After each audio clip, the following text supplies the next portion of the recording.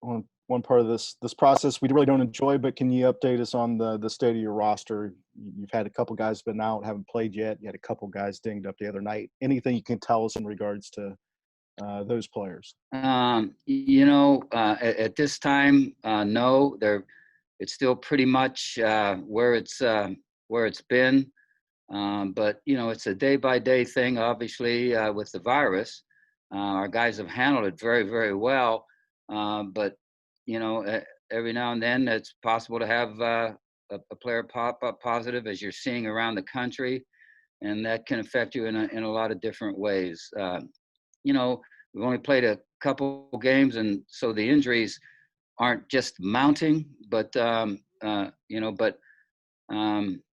we do have an injury that'll keep a player out probably 4 to 6 weeks. I won't mention his name at this point, but other than that, pretty much is what it's been. What's your reaction as a head coach? What's your reaction as a football staff when you've had the news week that we've had in college football with cancellation after cancellation, postponements, teams talking about moving where they're based at for the next month just to get games in? What's your collective reaction as the Ohio coaching staff to what this week's been like? Yeah.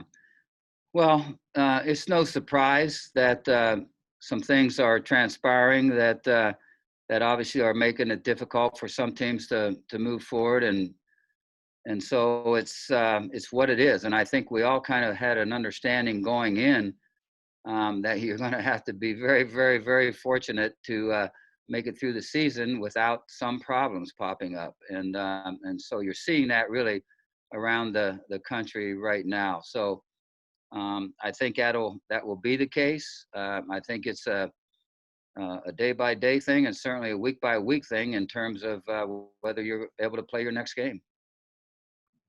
Coach, for guys who haven't played yet due to those injuries, and that guy with the 4 to 6 week injury, how do you sort of keep their spirits lifted high?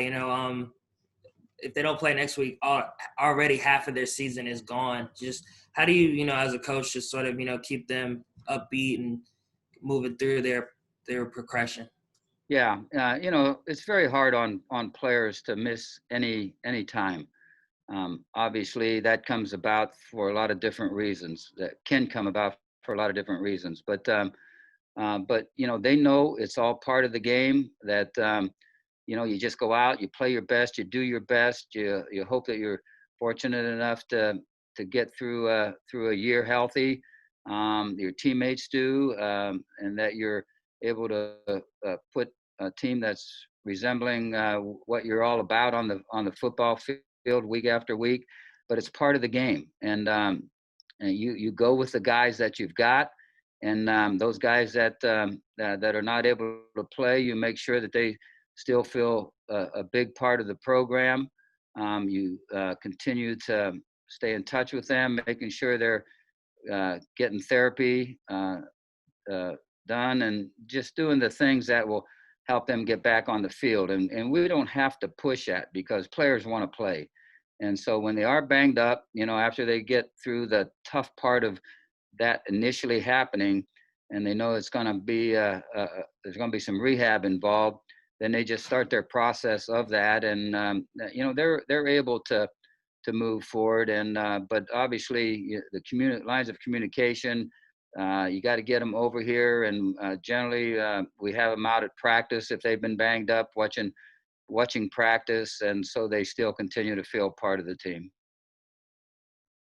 Coach, are you looking forward to getting back to a regular schedule after this week, actually playing on Saturdays again, and being able to prepare like a usual week for you? Yeah, I think that'll be good for really all of us, particularly me. So I'll end up knowing what day of the week it is, because the max scheduling can get you turned around a little bit when you're playing midweek games. But I think getting back on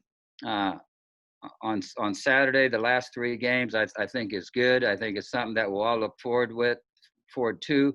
And then obviously you look at, there's a little bit of a gap in there between the last midweek game and the first Saturday game, to where you get an extended period of time, around 10 days. And so, that's, you always look for that too. It's kind of a mini break. Does it playing Miami next, does that kind of dial everyone back in because it's such a rivalry game? Does it kind of shovel off some of the extra stuff off to the side? Hey, it's Miami week. Everyone knows what it's about. Everyone knows how important it is to this program. Can that help recenter everyone despite all this other stuff going on the outside? I think it can. We try to obviously make sure that we're taking things one game at a time, and rivalries do exist, and we're part of that one with Miami. But to me, the next team up is a rival, because if you don't win, then some of your goals are not met, and things don't go down the right track. And so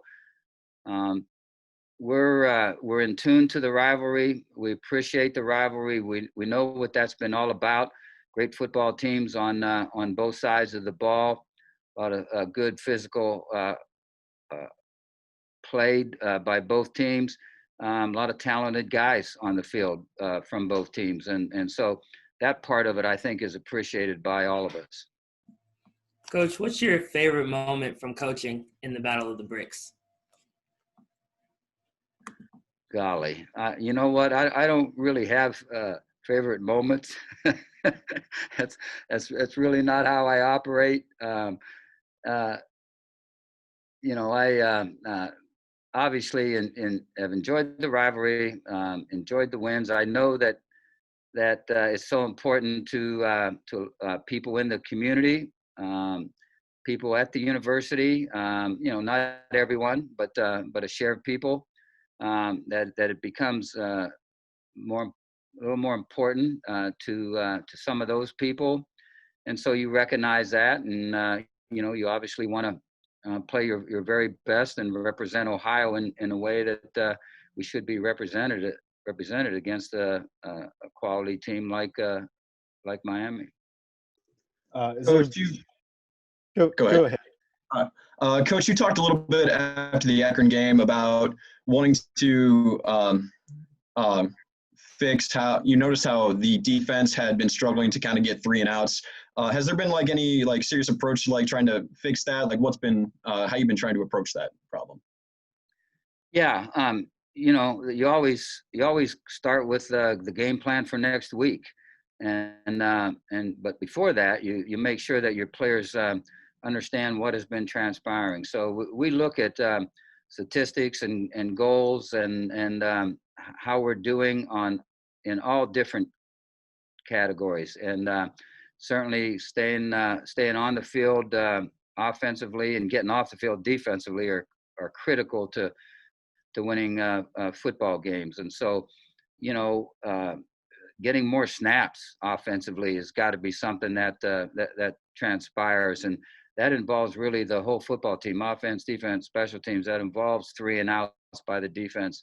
It involves the offense converting on third down situations. Last week was poor. It involves special teams play and field position. But the thing that I do want to just make note of is how well I think our special teams are playing for the most part. Obviously, we got to improve our field goal and extra point production. That's got to turn around. But beyond that, our special teams have been doing an outstanding job, and it is a real credit to what we're all about. Coach or Frank, you've lost 2 in a row to Miami. They've both been close games decided at the very end. Is there any consistent throughput or through line for the last 2 games with the Red Hawks? Is each game its own little universe kind of thing? Yeah, each game comes down to being a game of inches, and obviously we're not. We know the kind of teams that we play when we play Miami. We know that most of those games are going to be close football games. and that we've got to be hitting on all cylinders in order to get it done. I think they probably feel very much the same way. They've been very competitive games.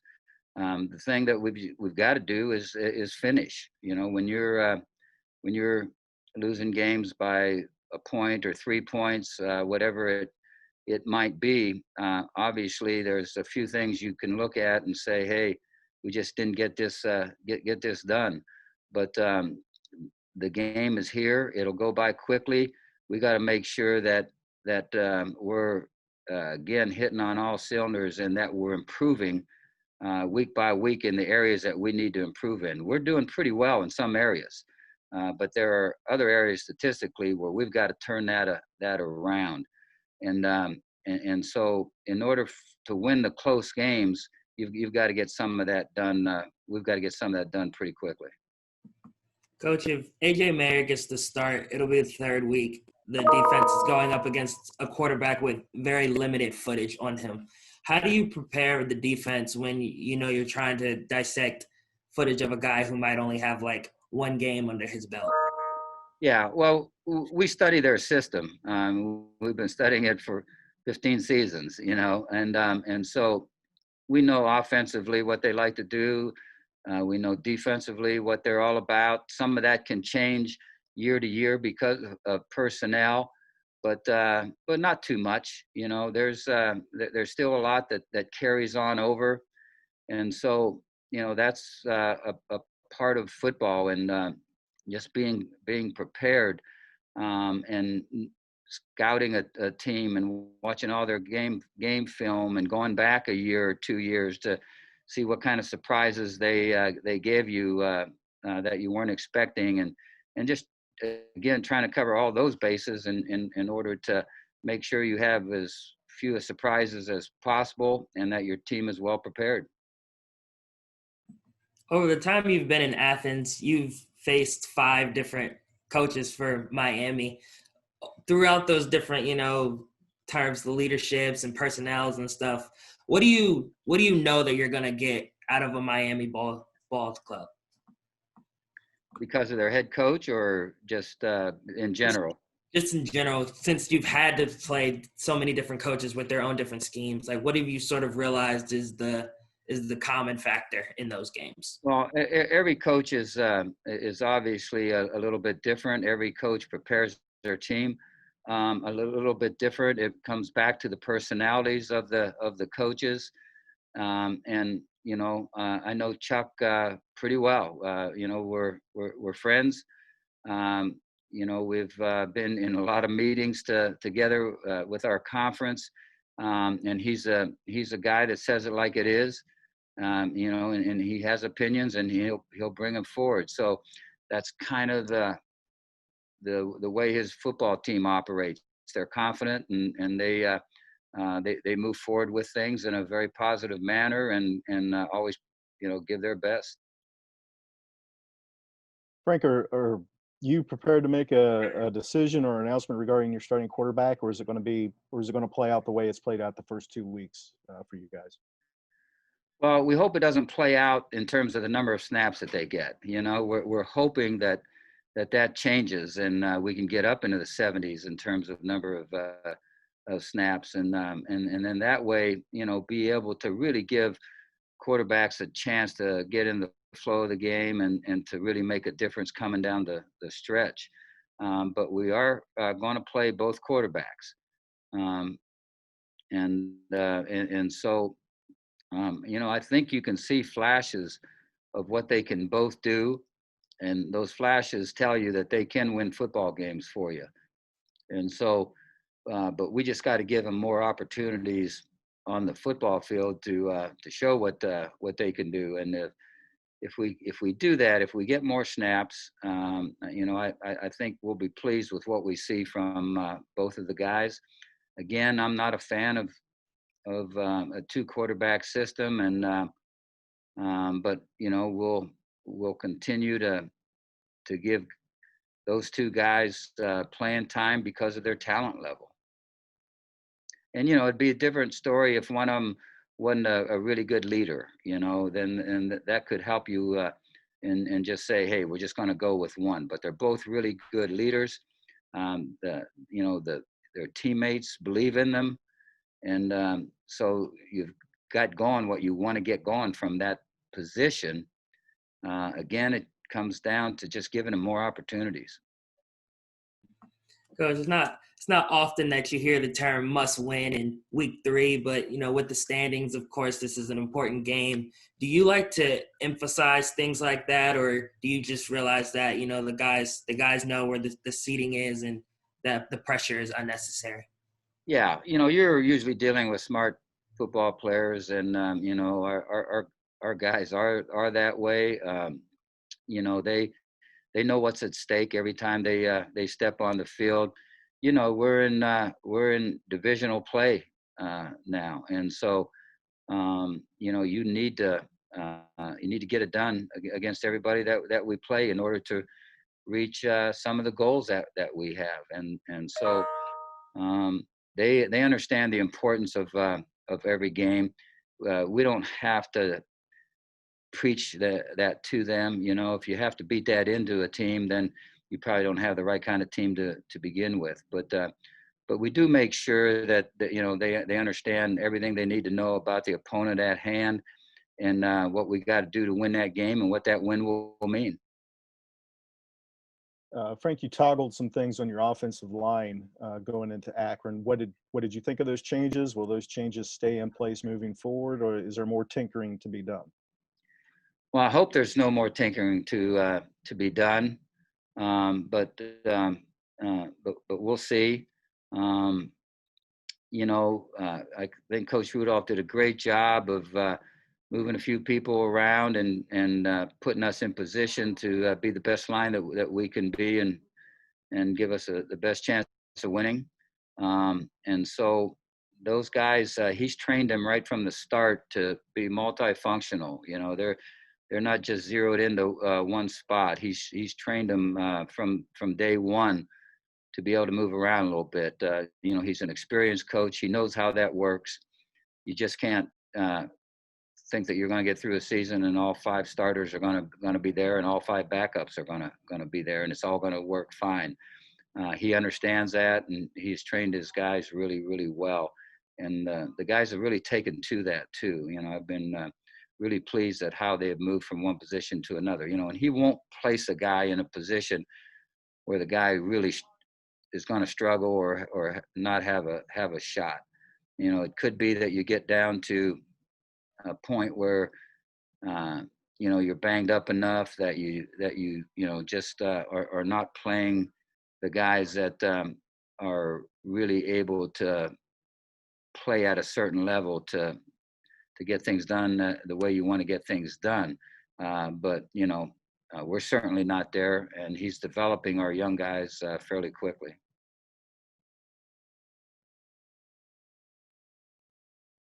Want to get a quick thought about Jed Elad. He's one of your second-year guys who's come in and seems to acclimated himself very quickly. Does he remind you of players you've had at Ohio before? What is it about his makeup that's allowed him to come in and be successful right off the bat? Well, he's got the whole package in terms. He's a bright young man, so he picks up things very, very quickly. He can make adjustments on the football field. He's he's got some height to him. He's a lean and long-armed kind of guy, and he can cover a lot of ground. He's a smart football player back there in the secondary, and he's aggressive. He'll do the things that need to get done from the safety position. And you're asking those guys at times to step up into the line of scrimmage and make a tackle once they recognize run and take a gap, and then yet be able to have the ability to play a wing kind of guy, a smaller kind of guy in the slot with a lot of great quickness and speed, and so a lot of those things. Plus, when he's in zone, he's got great range, and he sees things, and he's able to break on the ball very, very well. So he's got the right combination of things and is really developing into an outstanding player for us. Any changes in store for your place kicking unit? Is this Tristan go back out there and get some confidence again with him? Is that the approach you guys are taking this week? Well, uh, we've got competition going on right now, so we'll see exactly how that competition goes between him and Noah. Those are our two guys, and it's a tough position, and you want to make sure that after two games you're not just throwing a guy out of the system, but after two games some things have got to get done and some changes have got to be made, and so we're opening it up to competition, and we'll see how that plays out. We're trying to get a hold of Louis Zervos to maybe visit with Tristan, so Tristan can have some insight from a former kicker as to how things work, and that he'll be able to relate to him maybe pretty good. They'll relate to one another very well. So a kicker whisperer, huh? A kicker whisperer. Yeah. Well, we'll see how it works out.